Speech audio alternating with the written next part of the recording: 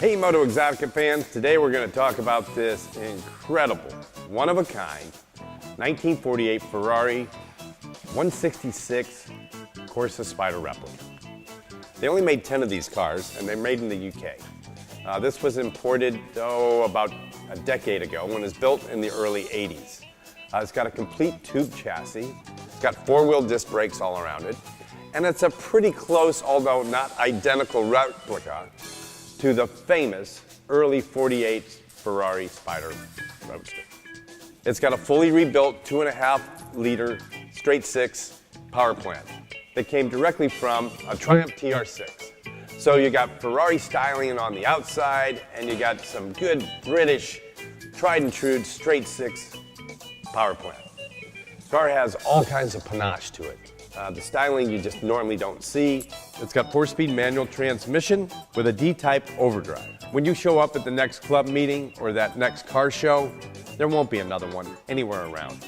A real Ferrari 48 like this, somewhere in the $2 to $3 million range. So what we're asking here is, a small portion of the original price. Well, not really the original, just what they're going for today. You don't see them. I've never seen another. When it came available for sale, I said, we got to get this because I've never seen one. It's cool all over. Now let me tell you a little bit about the original 48 Ferrari. It was a right-hand drive vehicle, and it was raced extensively by the factory during 1948 and sold to a privateer at the close of the season. That car recently sold in 2017 at the Retromobile auction for $3.1 million.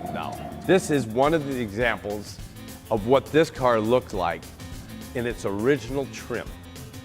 Open pontoon fendered car, much like many of the sports cars of the day. So Ferrari was made famous. This is the early days of Ferrari. It was all about the engine, the power plant.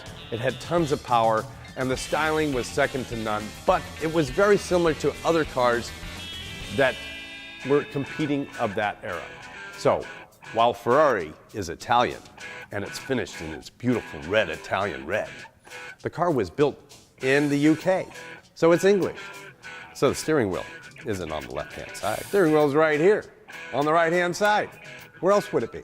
Inside this car is fairly Spartan. It's got a nice aluminum turn dash. It's got Smith gauges, British, which is pretty simple and straightforward. You got a fuel gauge, temp gauge, amp gauge, and tachometer and speedo. What else do you need? Complete with like the Talbot Bullet side view mirrors. It's got an exterior emergency brake.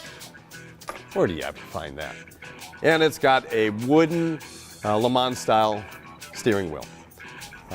Brooklyn style windshield. Just enough to keep that wind right out of your face or going up over your helmet. It does have seat belts, doesn't have carpeting. It's pretty straightforward. It does have overdrive, as I mentioned. It's a 4-speed transmission. You're gonna have to shift it with your left hand. So this is something that you're gonna have to get used to if you want to get into one of these old pontoon fendered style cars. Were they made to be comfortable? No, this is a true sports car. And its true vein of true sports car, I don't think there really are many true sports cars even made today. What most people think of a sports car today is really more of a GT car or a grand touring car. You even got Porsches today that, they've got all the luxury comforts right along with a new Ferrari. You can't even get a Ferrari or a Porsche today with a stick shift. They're all paddle shift. So if you want to go back to the good old days where men were men, you had a clutch with your foot, shift with your hand, get it into gear, and do all those in synchronicity, this is the car for you. So when you're looking at the hood, you've got a hood scoop in the front. That's for your air intake. Then you've got this nice steel vented louvers here. That's to exhaust the heat from the motor. What you got on the side here is 2 side draft SU carburetors, and they protrude out of the side of the car. That's to get you as much air as you can. The car's pretty simple, opens up dustily, and it's all business under here. You're probably looking at 180 horsepower or something like that, 200 on its best day. But you're looking at a car that doesn't weigh probably more than 1,600 pounds. Is it going to smoke the tires? Are you going to blast out and beat a current day Mustang? No.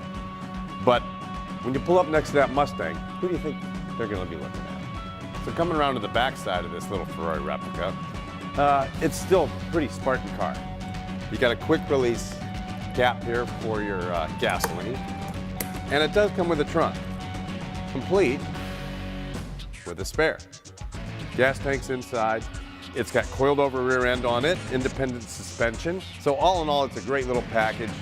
Take it out on a summer day, fall, spring. It's not really a winter car, but it's certainly a car that'll get your attention and those around you. There's nothing like it. Everybody will be asking you what it is. You can tell them a Ferrari if you want, but it's not.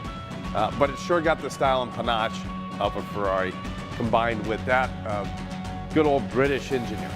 So check it out. We've got it on our website. Thanks for listening.